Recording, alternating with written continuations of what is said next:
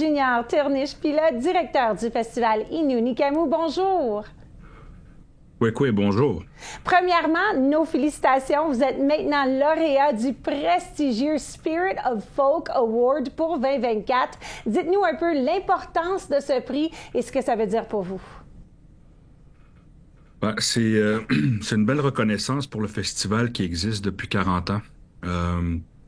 Il y a tellement de personnes de la communauté qui se sont sacrifiées, qui se sont données pour le festival, pour que ça continue. Il y a des années où ça a été très difficile, des années où ça a passé proche, qu'il n'y ait pas de festival, mais il y a toujours eu des personnes qui ont travaillé très, très, très, très fort pour qu'on puisse célébrer notre 40e anniversaire en 2024. Ça s'est fait cet été, c'était du 30 juillet au 4 août. Donc, on a mis beaucoup d'efforts pour rendre les gens fiers, les gens de la communauté fiers de leur festival, les rendre heureux. Puis je pense que de ce qu'on voit, de ce qu'on entend, c'est mission accomplie à ce niveau-là. Bien, ce prix-là est définitivement un signe de mission accomplie. Je veux savoir, avant qu'on parle des enjeux de faire un concert, un festival de ce genre de renommée internationale, qu'est-ce qui vous a mené à organiser un festival comme ça il y a 40 ans? Je crois qu'à l'époque, il y a 40 ans, c'était un geste de réappropriation d'un lieu où il y a eu beaucoup de souffrance. Donc, le festival se déroule à l'endroit même où se tenait un pensionnat autochtone. Donc, ça a été démoli dans les années 70, puis dans les années 80, ils ont décidé d'en faire un lieu de rassemblement. Puis, dès la première année, ça a été décidé par les fondateurs que ce serait un festival sans alcool.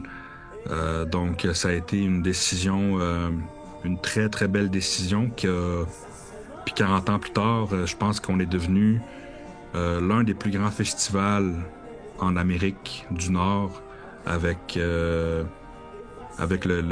sans-alcool. Donc, il n'y a pas d'alcool disponible qui est en vente sur le site et il n'y a pas d'alcool non plus dans les loges, là, dans le backstage pour les artistes. Donc, c'est vraiment 100% sans alcool. Donc, ça aussi, je pense que c'est important de le souligner. En même temps, c'est une importante perte de revenus aussi pour le festival, mais c'est aussi une fierté.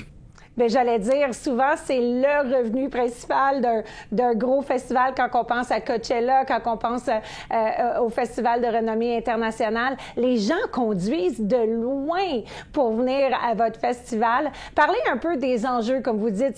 C'est peut-être une perte de revenus, mais en même temps, c'est une fierté. Y a-t-il d'autres enjeux qui font en sorte que garder un festival comme ça, année après année, c'est extrêmement difficile?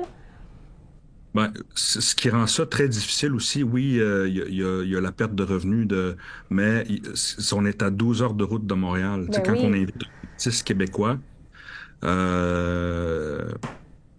donc c'est pas un show qui est au centre-ville de Montréal, c'est à 12 heures de route de Montréal, donc au niveau du transport, de la logistique, de l'hébergement, donc tout ça a des coûts quand même assez importants. Puis quand c'est des artistes qui viennent de plus loin encore de l'Europe ou de la Nouvelle-Zélande ou de l'Amérique du Sud. Donc, on- de C'est de tous la les points de vue, logistique. ouais, logistiquement, c'est très, très difficile, puis on se donne de la misère, je trouve, des fois, mais en même temps, on le fait pour bonifier l'offre culturelle, sur la Côte-Nord en général, Absolument, mais aussi pour absolument. rendre les gens heureux, puis faire connaître aussi d'autres nations autochtones aux Autochtones d'ici au Québec. Je pense qu'il y a une force à aller chercher, à apprendre à se connaître entre les différentes nations du monde. Parce que je pense qu'un jour, quand on va être une seule et même grande famille, les Autochtones, je pense que ça va créer des belles choses dans le monde. Tellement, tellement. L'an dernier, écoutez, vous aviez des grands noms, là. Bryan Adams, Samantha Fox, Aqua, Flo Rida. C'est quoi le ballon entre allochtones, autochtones et comment vous faites en sorte que ces gros numéros-là ne feront pas un nombre sur les artistes autochtones? Ce qu'on essaie de faire, c'est vraiment quand on programme des artistes de ce calibre-là, c'est que ça amène des milliers de festivaliers à Manutenang. Donc, ça met en lumière les artistes autochtones. Donc, ça les fait performer devant des milliers et des milliers de personnes. Donc, c'est une belle vitrine pour tout le monde. C'est une belle vitrine pour la communauté, la langue, la culture, les valeurs aussi du festival, parce que les gens découvrent le festival en venant voir Bryan Adams ou Aqua. Désolé. Donc, ça permet un rapprochement qui est vraiment sincère entre les différents peuples, parce qu'on voit des personnes de race blanche, de race noire, asiatique, de toutes les origines qui viennent au festival, puis à travers la musique, on apprend à se connaître, on apprend à cohabiter ensemble, le même territoire. Puis le fait qu'il n'y ait pas d'alcool, ben, ça crée une atmosphère très spéciale sur le site parce que la connexion est sincère entre l'artiste et le festivalier. L'euphorie est créée par la musique, par l'art et non l'alcool. J'en ai des frissons. J'en ai des frissons, puis on arrive à la fin de notre entrevue, fait que je m'excuse de vous couper, mais je veux savoir, y a-t-il un petit sneak peek de ce qui va arriver cet été?